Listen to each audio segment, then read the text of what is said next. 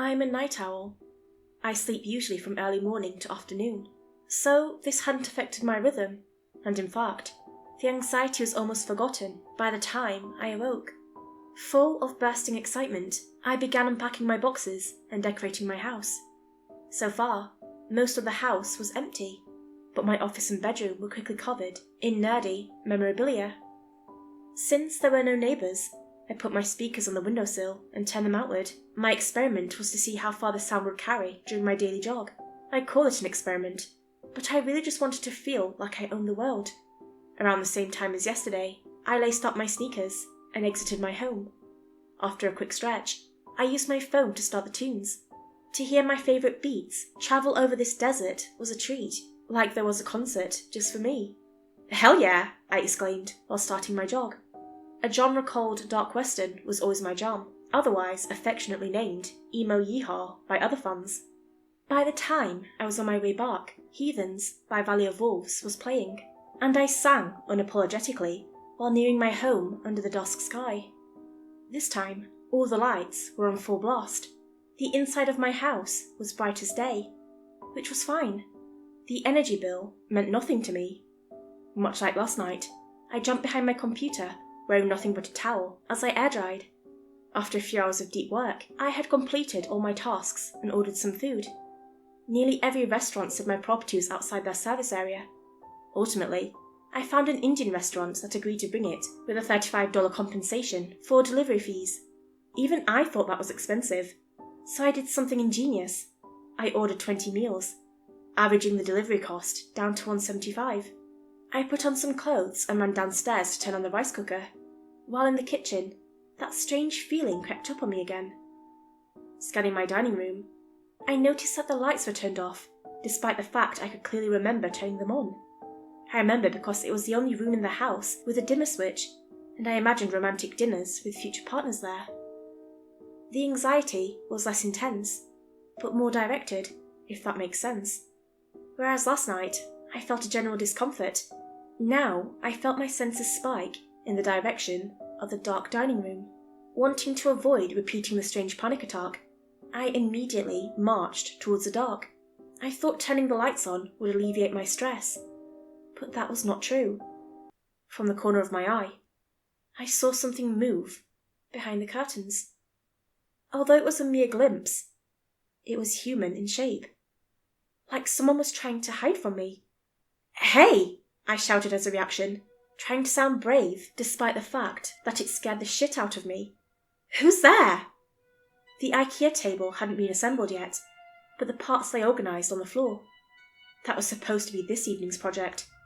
One of the table legs became my blunt instrument of self-defence as I slowly approached the hanging curtains. I assumed that a meth head had broken in, and I wasn't going to risk anything. So, without warning, I swung the table leg with as much force as I could against the curtain. I was under the assumption that I would hear a meaty thud and cries for mercy, but no. Just the sound of wood versus soft cloth. Surprised, I held my weapon high and ripped the curtain to the side, only to find emptiness. "What the fuck?" I muttered under my breath. I knew for certain that something was there. Or rather, I knew for certain that I had seen something. Immediately, I wondered if my family's schizophrenia had been passed down to me. Ghosts and monsters never scared me because I never believed any of it. What scared me was my own mind. That horrified me as a child because I knew that was real. At any moment, my mind could betray me and start casting my worst fears into the world. I decided not to despair just yet. Instead, I resolved to ignoring my symptoms like a real man and began assembling my IKEA furniture. 3 chairs and 1 table later, a soft click sounded.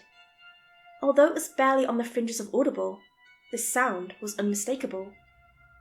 It was a light switch upstairs.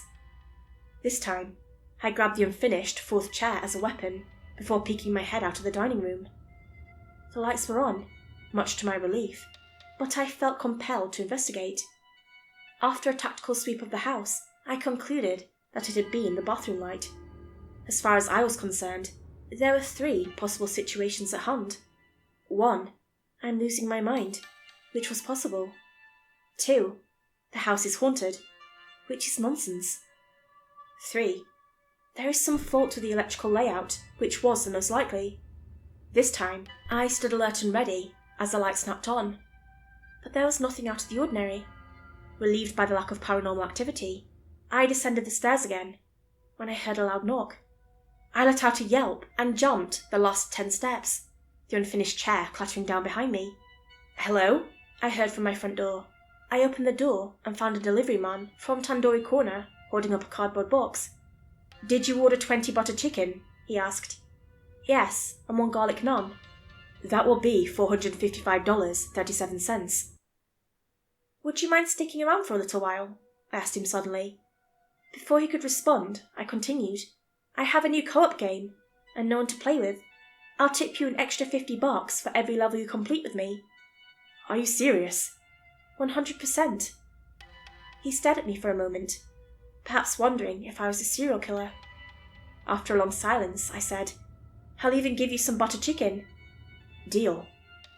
The only PC game I knew to have split screen was called Project Zomboid, and it was one of my all-time favourites. He definitely saw that my account was tallied at over 3,000 hours, indicating that I was anything but new.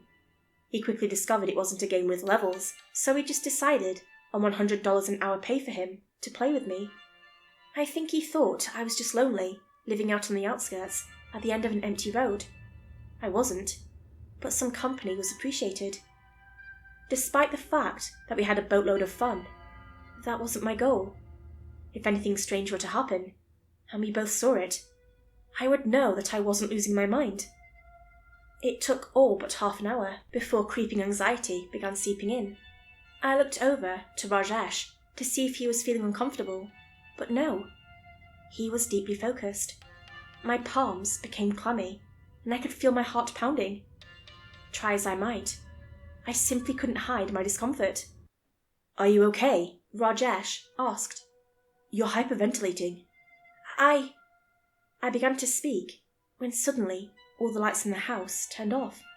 The screen went black, and we were cast into an abyss. I heard a terrible, horrible shriek that split my eardrums. It was Rajesh. In turn, he startled me and I shrieked. I then heard the pitter-patter of his escape, and I followed close behind him, both still screaming. When the door opened and the moonlight flooded in, it seemed a heavenly glow of salvation. Rajesh bolted for his electric bike and started pedaling like an Olympian. "Wait!" I shouted. "What about your tip?" "Keep it!" Outside, my anxiety was tame, but my sense still burned in the direction of that gaping open doorway. At the very least, I knew I wasn't hallucinating, which wasn't much of a relief. What the hell was going on in my house? Immediately, I started calling Ronnie Talahas, the guy I bought the house from. We had met in a bar down in Atlanta when he was visiting his mum. Told me she was sick and he was planning to move. Said his house in Phoenix was already empty and about to go up for sale. One thing led to another, and before I knew it, I had bought the house from him.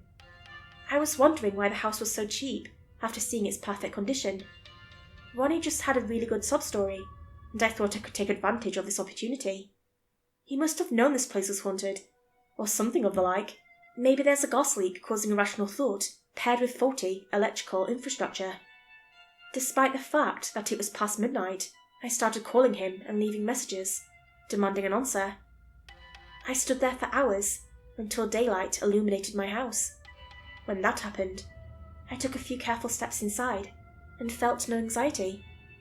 After a deep breath, I assembled my last dining chair and retreated to my mattress at 8 in the morning.